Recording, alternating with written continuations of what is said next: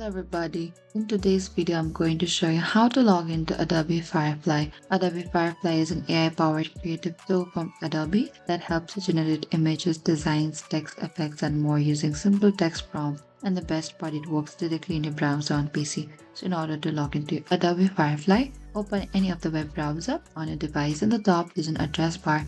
Type down firefly.adobe.com and enter it. And once you get into this interface of Adobe Firefly, you need to simply click onto the sign in the top right corner there. And over here you can simply continue with your Google, with Facebook or with the Apple as well. Or you can also continue with email. Select to the sign in here and simply type down your email address here and select continue after that and select with continue with Google. And that is it. This is how you can log into your Adobe Firefly on your PC.